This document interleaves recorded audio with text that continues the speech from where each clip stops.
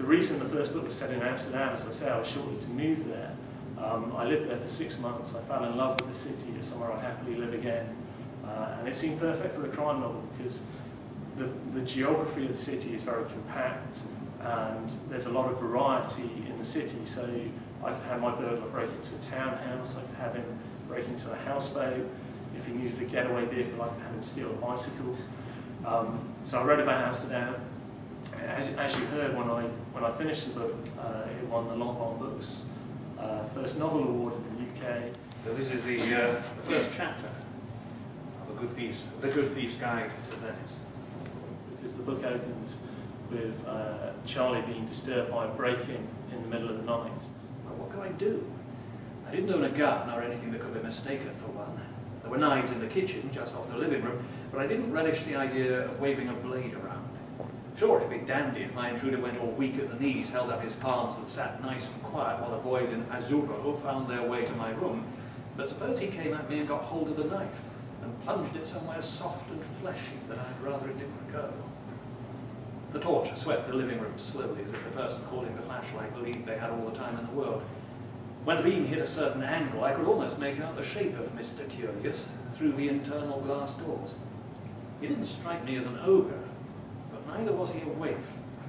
He seemed broadly average, except that the average Venetian resident doesn't make a habit of breaking into people's homes, least of all when the front door of the home in question has been fitted with quality locks by an experienced thief.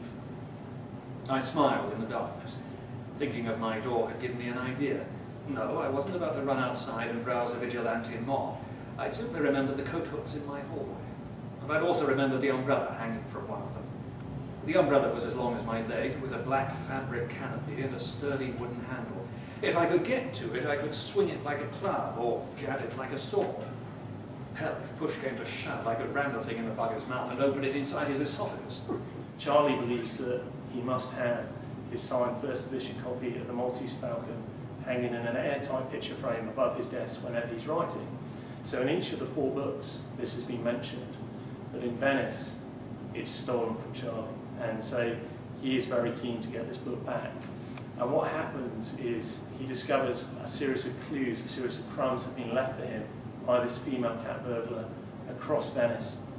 And he tracks them down, he thinks quite intelligently, until he discovers that he's actually been manipulated and he's been taken to a particular location where Graziella, this female cat burglar, presents him with an ultimatum. She says, I will return your precious book to you if you do what I ask. And what I ask is that you break in somewhere for me. But I don't want you to steal anything. I want you to return something. I want you to break into a palazzo on the Grand Canal in Venice, break into a vault, and return a locked briefcase. And Charlie is compelled to agree, but things don't run smoothly, as you might imagine. It's tough to say to a burglar, don't open a locked briefcase, and I'm not going to tell you what's in it.